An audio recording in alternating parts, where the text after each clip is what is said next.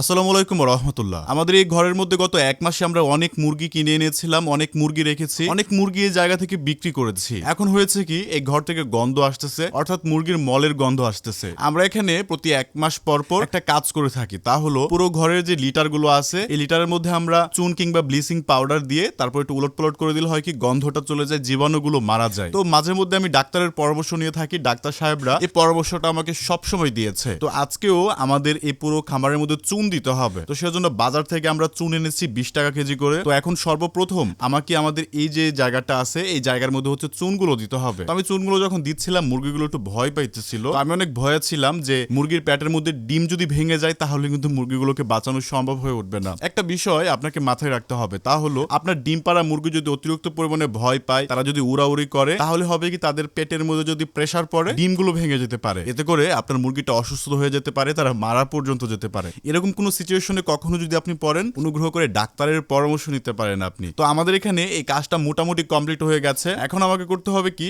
আমাদের এই যে ঘরটা আছে মানে এই পার্টিশনের মধ্যে চুন দিতে হবে। তো সর্বপ্রথম আমরা ঘরটা ভালো করে পরিষ্কার পরিচ্ছন্ন করেছি, তারপরে এই পার্টিশনের মধ্যে অল্প পরিমাণে চুন দিয়েছি। এখন আমাদের এই পার্টিশনের মধ্যে আমরা বালু ব্যবহার করব। আপনারা সকলেই জানেন আমি ধানের তুষ থেকে বেশি ব্যবহার করে থাকি হচ্ছে বালু। কেননা বালু ব্যবহার করলে হয় কি, মুরগি যে মলটা ত্যাগ করবে ওই মেলের যত পানি আছে সকল পানিগুলো এই বালুগুলো খেয়ে ফেলবে, যার ফলে গন্ধটা তুলনামূলক অনেক কম হয়ে থাকে। যাই হোক, এখানে বালুগুলো দেওয়ার পরে সুন্দর করে বালুগুলো আমি সমান করেছি। এখন এই বালুর উপরে আবারও কিছু চুন দিতে হবে। তো চুন থাকা অবস্থাতে আরো 1-2 দিন এরকম ভাবে থাকবে, তার ফলে হবে কি চুনটা ভালোভাবে মিক্স হয়ে যাবে। বালুর সাথে কোনো জীবাণু যদি আমাদের খামারে প্রবেশ করে থাকে, সেই জীবাণুটা কিন্তু এই চুন মেরে ফেলতে পারে, ডাক্তার সাহেবরা যেরকম ভাবে বলে। আপনাদের সকলকে একটা কথা বলতে যাচ্ছি, অনেকেই জানেন যে আমি মুরগি বিক্রি করতেছি।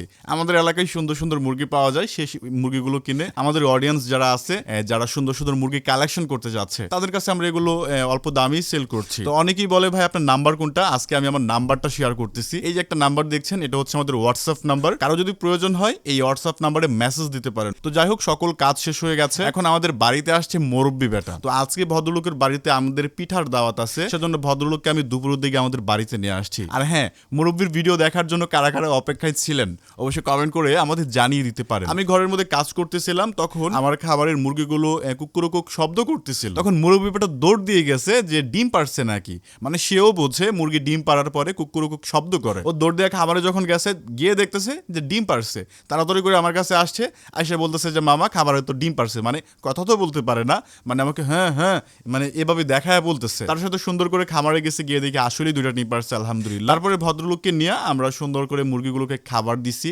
মুরগিগুলো সুন্দর করে খাইতেছে। এখানে যে মুরগিগুলো আছে সকল মুরগিগুলো বিক্রি হয়ে গেছে আলহামদুলিল্লাহ। আমি আবারও বলছি, যাদের এরকম সুন্দর সুন্দর মুরগি প্রয়োজন তারা আমাদের সাথে যোগাযোগ করতে পারেন। আমাদের ফেসবুক পেজ সজীব ব্রাদার এক্সট্রা, এই পেজে মেসেজ করতে পারেন এবং আমাদের হোয়াটসঅ্যাপ নাম্বারে মেসেজ করে আমাদের কাছ থেকে সুন্দর কিছু মুরগি কালেকশন করতে পারেন। আবার দেখা হচ্ছে নতুন ভিডিওতে, সে পর্যন্ত ভালো থাকবেন এবং মহান সৃষ্টিকর্তা আপনাকে সবসময় ভালো এবং হাসি খুশি রাখুক। আসসালামু আলাইকুম ওয়া রাহমাতুল্লাহ।